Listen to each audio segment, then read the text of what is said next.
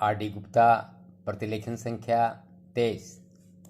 महोदय, जो यह बजट प्रस्तुत हुआ है वह देश का एक ऐसा नया चित्र उपस्थित करता है जो चित्र उन्माद का है, आशा का है, सफलता का है।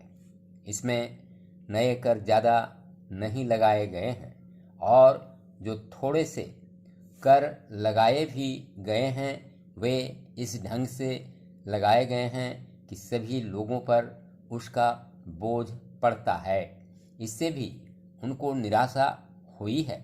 दूसरी बात जिससे उनको निराशा हुई है यह है कि 1-2 वर्ष देश को लेन देन के मामले में कठिनाई का सामना करना पड़ा था।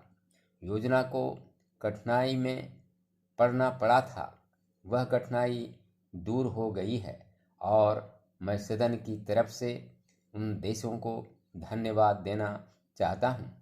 उन देशों के प्रति आभार प्रदर्शित करना चाहता हूँ जिन्होंने हमारी इस कठिनाई को दूर करने में आगे बढ़कर हाथ बटाया है। मेरे मित्रों को इससे निराशा हुई है कि विदेशी सहायता बहुत ज़्यादा और तेज़ी से पहुंच रही है और हमारी जो कठिनाई दूर हो गई है इससे उनको परेशानी हुई। कम्युनिस्ट इसलिए भी परेशान है कि पिछले 1-2 वर्षों में देश की पैदावार बहुमुखी ढंग से बढ़ी है और औद्योगिक पैदावार बढ़ी है। यह उनके लिए निराशा का कारण बना है।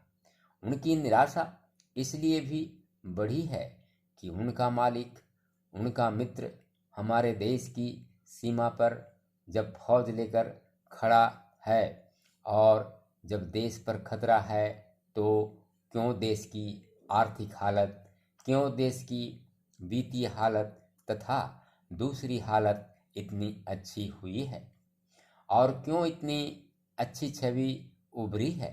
लेकिन उनकी निराशा हमारी सबसे बड़ी आशा है, उनकी असफलता हमारी सबसे बड़ी सफलता है और मैं समझता हूँ कि उनके भाषण हमारे वित्त मंत्री महोदय के लिए सबसे बड़े बधाई के भाषण हैं। 2-3 और चीज़ों की ओर मैं आपका ध्यान दिलाना चाहता हूँ। उनकी ओर दूसरे माननीय सदस्यों ने भी आपका ध्यान दिलाया है।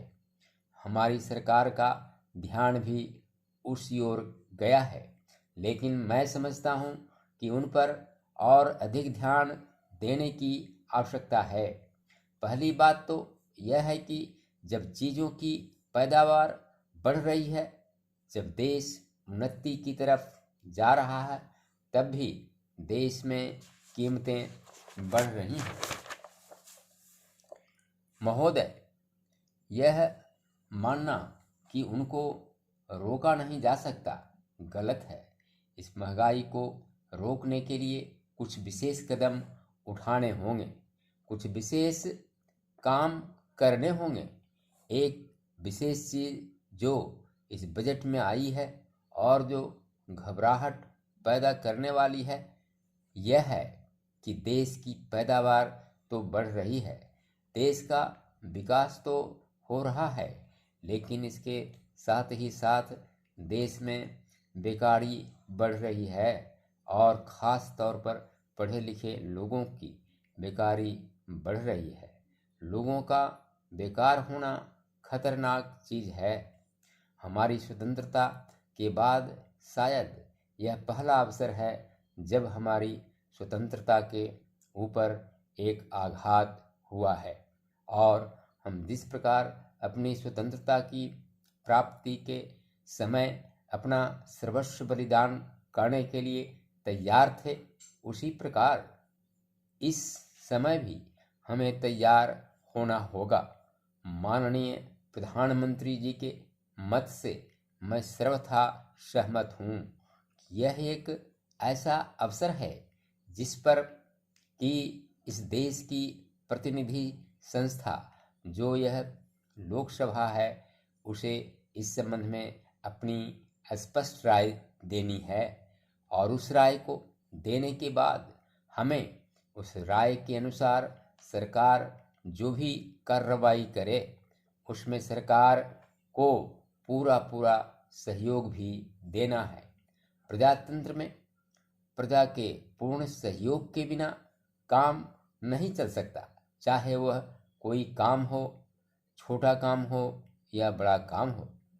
फिर यह तो हमारी स्वतंत्रता की रक्षा का प्रश्न है और ऐसे अवसर पर प्रजातंत्रवादी राष्ट्र को उसकी सारी प्रजा को सरकार के साथ सहयोग के लिए तैयार रहना चाहिए।